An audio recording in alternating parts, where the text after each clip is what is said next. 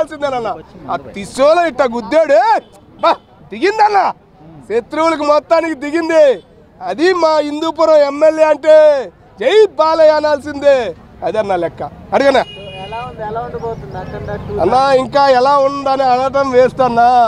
ఆ 7వ డైలాగ్కే 7 తరాలు చూసేశారు మా బాలయ్య బాబుని 7వ డైలాగుతో. ఓకేనా? రేపు 5వ తారీఖున మహాకుంభమేళ జరగబోతుంది ఏపీలో, ప్లస్ తెలంగాణలో, తెలుగు రాష్ట్రాల్లో మహాకుంభమేళ జరగబోతుంది. బాలయ్య ఫ్యాన్స్ చాలా రాత్రి నుంచి ఫుల్ హ్యాపీగా ఉండారన్న. ఆ డైలాగుతో అబ్బా ఫుల్ హ్యాపీ. సోలమన్న ఏమి దిగిందన్న, వెనక్కి వస్తే ముందుకు రావడం ఏందన్నా. అమ్మా బాలయ్య అంటే అదన్నా, జై బాలయ్య అనాల్సిందన్న. అన్న ఇంకొకటి చూద్దానన్న, సినిమా హాల్ పెద్దలందరూ చాలా జాగ్రత్తగా, ఇంకో 4 పోలీసులైనా పెట్టుకో, 4 కాపలా వాళ్ళైనా పెట్టుకోండి. మీరు ఫుల్ జాగ్రత్తగా ఉండడం చాలా మంచిదన్న. అది బాలయ్య ఫ్యాన్స్ అయితే తగ్గేదే లేదు. బాలయ్య ఫ్యాన్స్ కాదు, అక్కడ రేంజ్లో ఉండేవా ఎవడైనా కానీ అక్కడ జై బాలయ్య అనాల్సిందే. అది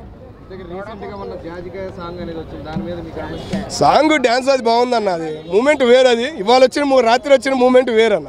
రాత్రి ఆ డైలాగు తొండలు ఎరుకునేది మీరెక్కడ, ఆ కొండల్నే పుణ్యక్షేత్రాలుగా మార్చే మేమెక్కడ, డైలాగ్ అన్న. అది డైలాగ్ అంటే బాలయ్య బాబు డైలాగ్. చివరిగా చెబుతున్నానన్న, బోయపాటి గారికి సెల్యూట్ అన్న. మా బాలయ్య బాబుని ఎక్కడికో తీసుకెళ్ళిపోయాడు. 7వ డైలాగుతో 7 తరాలు గుర్తుండేలాగా చేశాడు బాలయ్యని. జై బాలయ్య. ప్యాన్ ఇండియా ఇంకా ప్యాన్ ఇండియా ఏందన్న, కలవరిస్తారన్న. ప్రతి ఒక్కడు జై బాలయ్య అంటాడు. రేపు 5వ తారీఖున మహాకుంభమేళ జరగబోతుంది.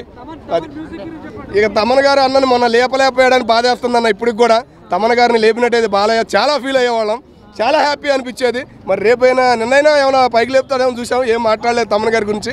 మరి రేపు 5వ తారీఖు ఏమైనా లేపుతారో, మనమే లేపుతాం తమన్ గారిని. అయితే అంత హ్యాపీ అనిపించింది అన్న. కలెక్షన్లో ఇక మనం మాట్లాడకూడదన్న, అది రేంజ్ వేరు, బాలయ్య రేంజే వేరు.